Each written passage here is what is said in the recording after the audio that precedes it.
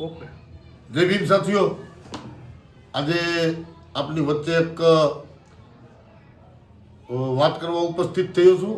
અત્યારે હાલ હું જે મારી બાજુમાં જે દાદા બેઠા છે એ જે 1986માં જે ગોળાણા હત્યાકાંડ થયો હતો એના એ પોતે ફરિયાદી છે. એમના સન એના દીકરા એમાં શહીદી ઓરી છે, પ્રભુદાસભાઈ, અને બાપાનું નામ છે પોચાભાઈ. 1986માં જે હત્યાકાંડ આ ગોળાણાની ધરતી ઉપર થયો તો સ્વાભિમાન અને સંઘર્ષ, ચાર યુવાનો અહીંયા શહીદ થયા. ત્યારબાદનો જે પરિબળો, જે લોકોને દબાવ આવ્યો, એમ કહેવાય કે હિટલર શાહી આપણું આ બાપાની મુખેથી અમે વાત સાંભળીને તો અમારા આમ રૂવાડા ઊભા થઈ જતા હતા કે આટલી હદે સહન કરી છતાં પણ આ દાદાને અને આ ગામના તમામ લોકોને અમે સેલ્યુટ એટલા માટે કરીએ છીએ કે ચાર જણાને જીવ આપ્યા. અને આ જે જમીન છે એ કોઈ એક વ્યક્તિની નહીં, સમગ્ર સમાજને લાગુ પડે, સમગ્ર સમાજ માટે આ જમીનની જે લડત હતી, લડતમાં એને એમ કહેવાય કે સેશન કોર્ટથી લઈને હાઈકોર્ટથી લઈને સુપ્રીમ કોર્ટ સુધી લડ્યા. અને જે આરોપી હતી એને સજા પડાવી. સામ દામ દંડ ભેદ એ વખતે તમને મારી નાખવાનો પણ પ્રયત્ન છે, સમાધાન કરવા માટે મારી નાખવાના પણ પ્રયત્ન નથી. પણ એક ખુમારી હતી, એક જનૂન હતું કે આ જે વસ્તુ થઈ છે એ મારા સમાજ ઉપર ભવિષ્યમાં કોઈ આંગળી ના ચીંધે. રૂપિયાની પણ લાલચો આપવામાં આવી. ત્યારે મારે આજના યુવા ધનને કેવું છે કે ડૉક્ટર બાબા સાહેબ આંબેડકરે આપેલું હથિયારા બાપાએ જે અપનાવ્યું એટ્રોસિટીમાં એને સમાધાન ના કર્યું.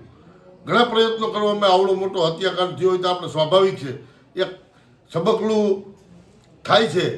તો પણ આજે તમે જોવો છો કે ઘણા લોકો છે એ સમાધાન તરફ જાય છે, ક્યાંક આર્થિક રીતે, ક્યાંક પોતાના વ્યક્તિગત લાભ માટે. પણ આ ગામના અને ખાસ કરીને આ ફરિયાદી બાપાને સેલ્યુટ કરીએ છીએ કે એને આજ દિન સુધી સમાધાન ના કર્યું અને કોઈને જન્મટીપની સજા, કોઈને 7 વર્ષની સજા અને ગુજરાતમાં દાખલો બેહાડી દીધો.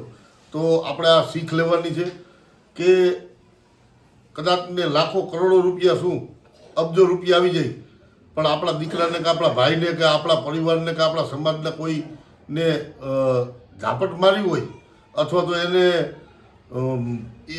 એ એટલી ક્રૂરતાથી માર્યા હોય અને જો દુશ્મનો સાથે તમે સમાધાન કરો તો તમારાથી નફટ કોઈ નથી. માટે આવા જે કિસ્સાઓ છે એ કિસ્સાઓ ક્યાંક ને ક્યાંક અમને આ ફૂલે આંબેડકરી વિચારધારાને આગળ વધારવામાં અમને જરૂર ક્યાંક નિરાશા થતી હોય છે. પણ એવા નિરાશા સામે જોતા આવા અસંખ્ય કિસ્સાઓ એવા છે. કોઈ કહે ને કે એટ્રોસિટી ફક્ત સમાધાન કરવા માટે છે, કારણ કે અમુક લોકોએ એવું કર્યું હોય એટલે આખા સમાજને સાંભળવું પડે. એવું નથી.